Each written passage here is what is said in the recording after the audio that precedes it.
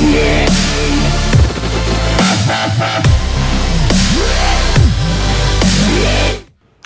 Students, आज का जो वीडियो होने वाला है ये class 12 book R D Sharma chapter 19 indefinite integrals का लेक्चर 148 का वीडियो होने वाला है। और आज हम यहाँ पे R D Sharma page number 19.171 के एग्जाम्पल नंबर 8 और इसके आगे एग्जाम्पल्स को डिस्कस करेंगे। तो चलिए सबसे पहले एग्जाम्पल नंबर 8 का फर्स्ट पार्ट डिस्कस कर लेते हैं। तो हमें यहाँ पे जो भी गिवन होता है उसको हम आई मान लेते हैं। तो let I equal to integration x square upon, पहले ब्रैकेट में है एक्स स्क्वायर प्लस 1 और आगे है हमारा एक्स स्क्वायर प्लस 4 dx। तो ये हमें क्वेश्चन में दिया हुआ है, इसको हम इक्वेशन नंबर कैपिटल ए मान लेंगे। अब अगर हम यहाँ पे गौर से ध्यान से देखेंगे तो यहाँ पे आपका पार्शियल फ्रैक्शन का कौन सा टाइप है, डिनोमिनेटर में यहाँ पे आपको क्वाड्रेटिक पॉलिनोमियल दिख रहा है। इसका मतलब ये आपका पार्शियल फ्रैक्शन का टाइप 3 है। तो देखिए टाइप 3 में हम करते क्या है, टाइप 3 में यहाँ पे जब हम क्वाड्रेटिक पॉलिनोमियल को लिखते हैं, गौर से देखिएगा यहाँ पे पहला वाला क्वाड्रेटिक पॉलिनोमियल है एक्स स्क्वायर प्लस 1, तो इसके न्यूमरेटर में आएगी लीनियर टर्म, इसके ऊपर लिखेंगे ए एक्स प्लस बी, इस तरीके से लिखेंगे, प्लस इसके बाद है हमारा एक्स स्क्वायर प्लस 4। इसके लिए जो लिखेंगे हम, इसके ऊपर भी लीनियर टर्म आएगी, यानी कि बी के बाद क्या आएगा सी एक्स प्लस डी, तो ये आ जाएगा। अब देखिए यहाँ पे कितने आर्बिट्रेरी कांस्टेंट आ गए, A B C D. Type 3 में यहाँ पे 4 आर्बिट्रेरी कांस्टेंट आ चुके हैं। अब देखिए जब भी आपका टाइप 3 में 4 आर्बिट्रेरी कांस्टेंट आ जाए, सॉल्व मत कीजिए टाइप 3 से, बहुत मुश्किल हो जाएगा। आंसर लाने में आपको 40 मिनट से ज़्यादा का टाइम लग जाएगा। हो सकता है 80% बच्चे यहाँ पे फेल हो जाए इसका आंसर निकालने में। गलती से भी आपको 4 आर्बिट्रेरी कांस्टेंट वाला क्वेश्चन टाइप 3 में सॉल्व नहीं करना है, ये आपको याद रखना है। अगर आप सॉल्व करेंगे तो बताइए रफ में जाके आप कौन सी वैल्यू पुट करेंगे, एक्स की वैल्यू तो यहाँ से निकलेगी ही नहीं। कोशिश कर लीजिए एक्स स्क्वायर इक्वल टू -1 आएगा, एक्स की वैल्यू यहाँ से क्या आएगी नहीं पता आपको, तो रफ से तो आप कोई भी वैल्यू यूज़ नहीं कर पाएंगे। तो इसका मतलब जो भी वैल्यू आप यूज़ करेंगे वहाँ पे x = 0 x = 1 अपनी तरफ से यूज़ करेंगे, और जब आप वो वैल्यू यूज़ करेंगे तो आपका a + b + c + d = 16। इस तरीके से आपकी 4 इक्वेशन बनेगी। उन 4 इक्वेशन को सॉल्व करते करते आपको लगभग 20 मिनट से ज़्यादा का टाइम लग जाएगा वहाँ से ABCD की वैल्यू निकालने में। जब उसमें ही 20 मिनट लग गए, लास्ट में आंसर लाने में तो 30 से ज़्यादा मिनट लग ही जाएंगे आपको।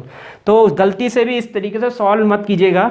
यहाँ पे आपको करना क्या है, देखिए टाइप 3 तो यहाँ पे फेल हो चुका है, ऑब्वियस सी बात है, क्योंकि यहाँ पे 4 आर्बिट्रेरी कांस्टेंट आ चुके हैं। इवन 3 आर्बिट्रेरी कांस्टेंट भी होते तो भी हमें फोर्थ वाले में मतलब कि टाइप 3 में दिक्कत आती है यहाँ पे। तो आपको यहाँ पे याद रखना है, जब भी यहाँ पे टाइप 3 में पार्शियल फ्रैक्शन के टाइप 3 में 4 आर्बिट्रेरी कांस्टेंट आ जाए, आपको टाइप 3 से सॉल्व नहीं करना है। तो बचा क्या, कौन से टाइप से इसको सॉल्व करें।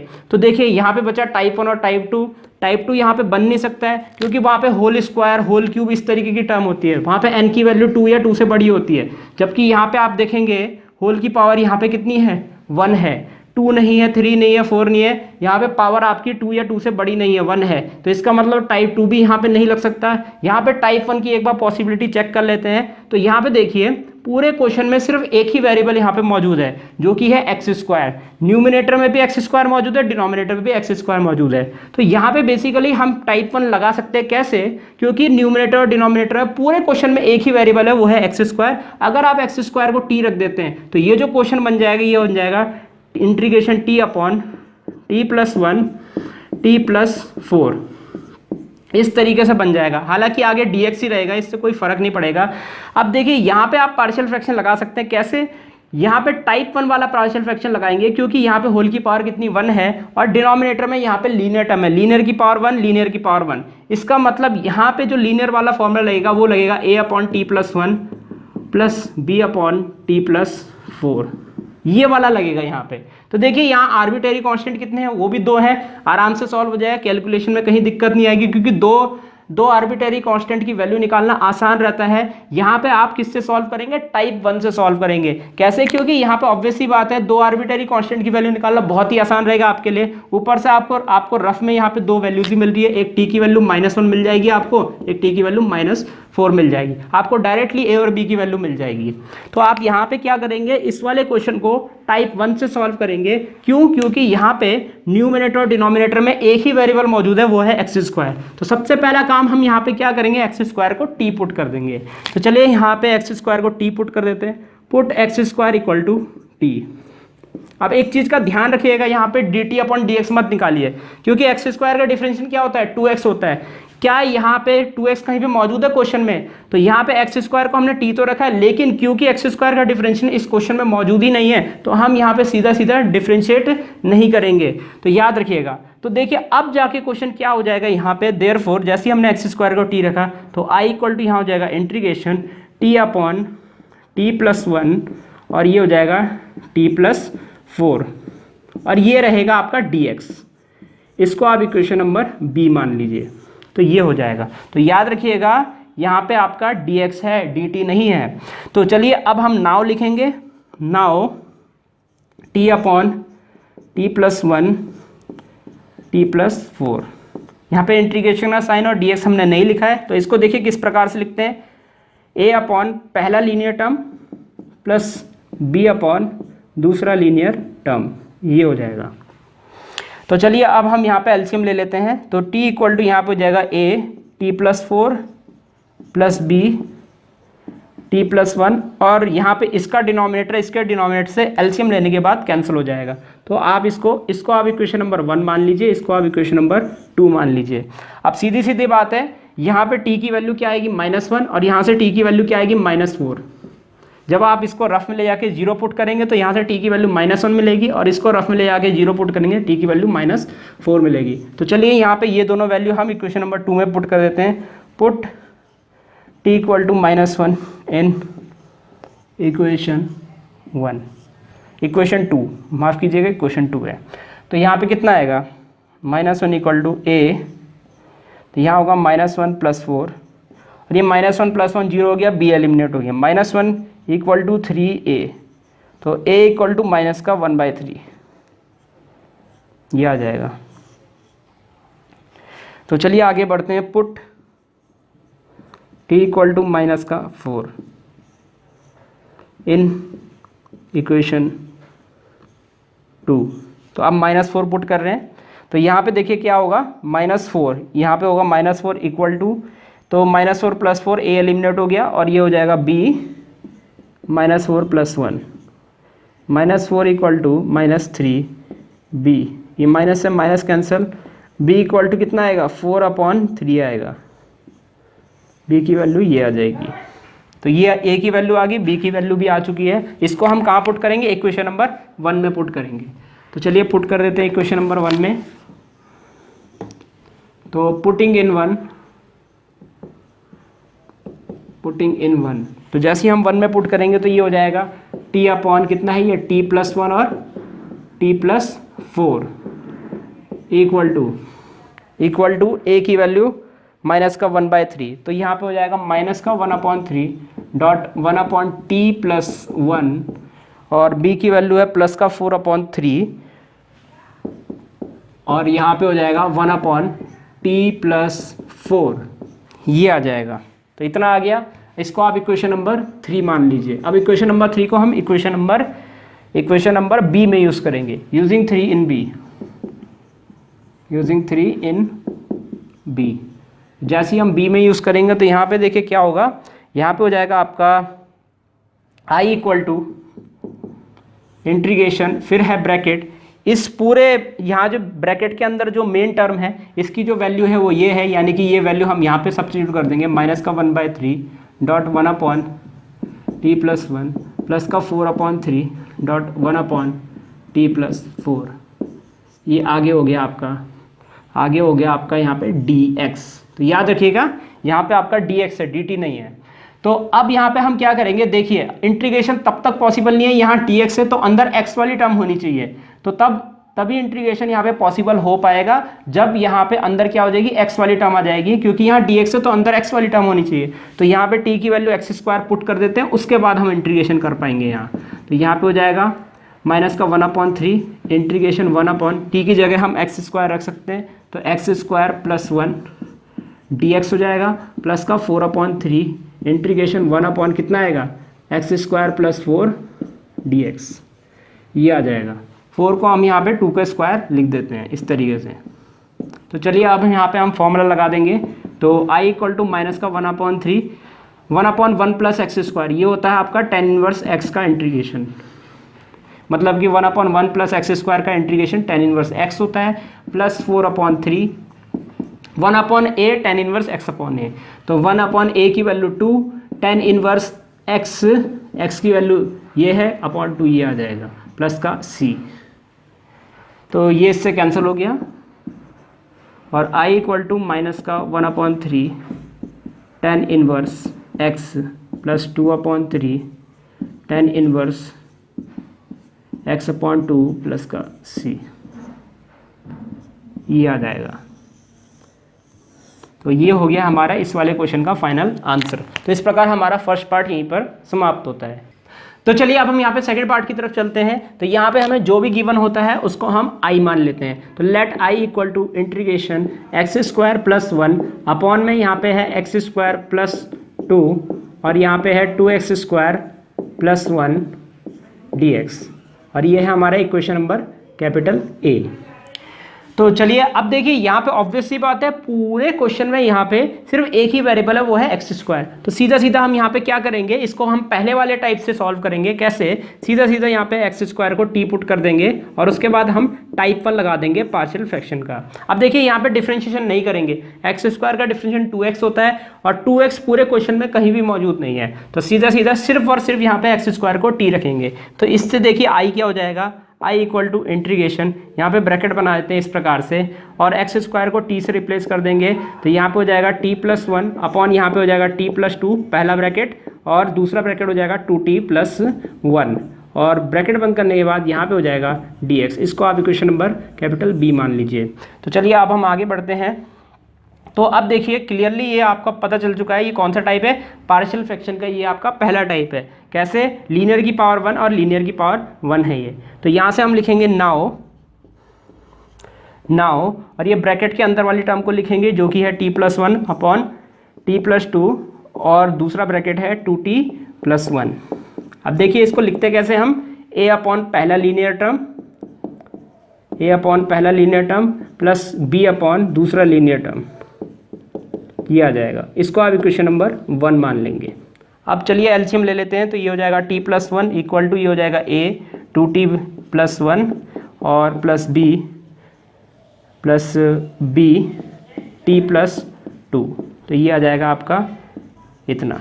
इसको आप इक्वेशन नंबर 2 मान लीजिए। अब यहाँ से हम क्या करेंगे, देखिएगा यहाँ पे हम इक्वेशन नंबर 1 के डिनोमिनेटर में जो हमारे टर्म है उसको हम 0 पुट करेंगे, वहाँ से हम t की वैल्यू निकालेंगे। तो t की वैल्यू यहाँ से देखिए क्या आएगी, प्लस 2 है तो उधर जाके -2 हो जाएगा और इससे अगर हम वैल्यू निकालते हैं तो ये हो जाएगा -1 अपॉन 2, तो -1 अपॉन 2 आ जाएगा। तो चलिए ये दोनों वैल्यूज़ को हम इक्वेशन नंबर 2 में पुट करके देखते हैं। तो यहाँ पे आएगा put t equals to -2 in equation 2। तो जैसे ही हम यहाँ पे पुट करेंगे तो यहाँ पे हो जाएगा -2 प्लस 1 इक्वल टू। अब देखिए जैसे ही हमने यहाँ पे -2 पुट किया तो यहाँ पे बड़ा ब्रैकेट बना देंगे 2 इंटू t की वैल्यू हमारी -2 है, ये हो जाएगा प्लस का 1। अब -2 प्लस 2 0 हो गया, 0 इंटू भी 0 हो गया, ये हो जाएगा आपका -1 इक्वल टू a ब्रैकेट में -4 प्लस का 1। तो यहाँ पे आ जाएगा -1 इक्वल टू कितना, -3a। तो यहाँ से आ जाएगा a इक्वल टू 1/3। अब ऑब्वियस सी बात है माइनस से माइनस कैंसिल होगा, 3 डिवाइड में आएगा तो 1/3 आ जाएगा, ये a की वैल्यू आ गई। चलिए अब हम दूसरी वैल्यू निकालते हैं। Put t is equals to कितना, -1/2 इन इक्वेशन 2। तो इक्वेशन 2 में अब हम t की वैल्यू -1/2 पुट करेंगे। तो जैसे ही हमने -1/2 पुट किया तो -1/2 ये आ जाएगा प्लस का 1 इक्वल टू। अब यहाँ पे पुट करेंगे -1/2 तो a एलिमिनेट हो जाएगा। यहाँ पे देखिए क्या होगा, b ब्रैकेट में -1/2 और प्लस का 2, ये आ जाएगा।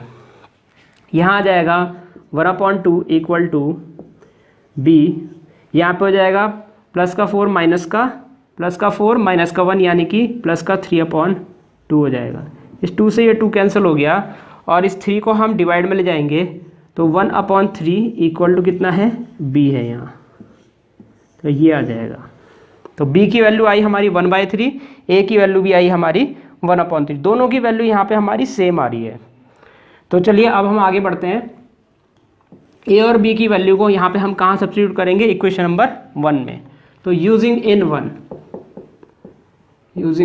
1, तो जैसे ही 1 में यूज़ करते हैं तो ये हो जाएगा हमारा टी प्लस वन अपॉन कितना टी प्लस टू, और ये हो जाएगा 2t plus one equal to, तो ये लेफ्ट हैंड साइड है आपकी। राइट हैंड साइड देखिए क्या होगी, a की वैल्यू है 1/3, तो यहाँ पे हो जाएगा 1/3 और dot 1/t plus two plus b की वैल्यू कितनी है, b की वैल्यू भी हमारी 1/3 है, 1/3 डॉट 1/2t प्लस वन, ये हो जाएगी। इसको आप इक्वेशन नंबर 3 मान लीजिए, और इक्वेशन नंबर 3 को हम इक्वेशन नंबर बी में पुट करेंगे यूजिंग इन बी।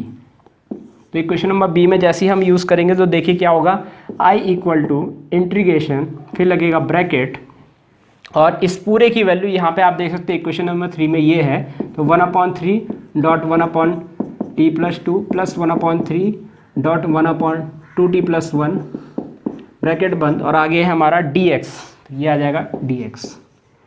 अब देखिए यहाँ पे ऑब्वियस सी बात है, यहाँ dx है तो ब्रैकेट के अंदर हमारी हर टर्म को x की टर्म्स में होना चाहिए, तो यहाँ पे t की वैल्यू x² है, इसको सब्स्टिट्यूट कर देंगे हम, तो i इक्वल टू यहाँ पे हो जाएगा 1/3 इंटीग्रेशन 1/t की वैल्यू x² है, तो ये हो जाएगा x² प्लस 2, तो इसको हम एक काम करते हैं √2 का होल स्क्वायर लिख देते हैं इस तरीके से।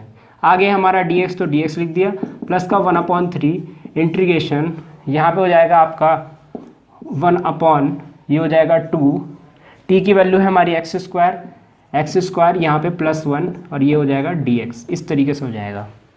अब देखिए इसमें तो आपका फॉर्मूला लग सकता है 1/a tan इनवर्स x/a, लेकिन अभी इसमें लग नहीं सकता है क्योंकि यहाँ x² को कोफिशिएंट क्या है 1 नहीं है, पहले x² का कोफिशिएंट 1 बनाना होगा तभी बन पाएगा। तो उसके लिए हम क्या करेंगे, यहाँ पे दोनों टर्म से 2 कॉमन लेंगे, तो चलिए 2 कॉमन ले लेते हैं, तो i इक्वल टू यहाँ हो जाएगा 1/3 इंटीग्रेशन 1 इसको हम √2 का होल स्क्वायर प्लस x² इस तरीके से लिख सकते हैं, और प्लस यहाँ पे कितना होगा देखिए 2 कॉमन निकलेगा तो 3 2 जा 6 हो जाएगा, इंटीग्रेशन 1 यहाँ से 2 कॉमन निकला तो x² बचेगा, प्लस यहाँ से 2 कॉमन निकला तो 1/2 होगा, क्योंकि डिवाइड जहाँ से 2 कॉमन नहीं निकलता वहाँ पे डिवाइड में 2 आता है, और 1/2 को हम लिख सकते हैं 1/√2 का होल स्क्वायर, तो इस तरीके से हम यहाँ पे लिख सकते हैं dx। अब यहाँ पे दोनों में हम फॉर्मूला लगा सकते हैं, तो i इक्वल टू यहाँ हो जाएगा 1/3 1/a tan inverse variable upon constant, ये आ जाएगा, प्लस 1/6। अब देखिए यहाँ पे क्या होगा 1/a की वैल्यू कितनी है 1/√2, तो देखिए √2 ऊपर आ जाएगा क्योंकि a की वैल्यू है 1/√2, तो यहाँ पे 1/a की वैल्यू 1/√2, तीसरी लाइन वाला √2 पहली लाइन में आ जाएगा। आगे होगा हमारा tan inverse variable upon constant है हमारा 1 में √2, तीसरी लाइन वाला √2 पहली लाइन में आ जाएगा, तो √2x हो जाएगा ये हमारा। तो कुछ इस प्रकार से यहाँ पे हो जाएगा, उम्मीद है आपको नजर आ रहा होगा, नहीं तो मैं बोल रहा हूँ यहाँ पे tan इनवर्स √2x हो जाएगा, x आपका रूट से बाहर है याद रखिएगा, और आगे हो जाएगा प्लस का c। तो यहाँ पे देखिए हम क्या करेंगे, ये जो √2 है इस 6 से जब कैंसिल होगा, देखिए 6 को हम क्या लिख सकते हैं, ये है √2/6, मल्टीप्लाई करेंगे तो यहाँ पे हो जाएगा √2, और यहाँ पे हो जाएगा 3 × 2 को हम लिख सकते हैं √2 × √2, तो एक √2 कैंसिल हो जाएगा, तो यहाँ पे 3√2 बचेगा डिनोमिनेटर में।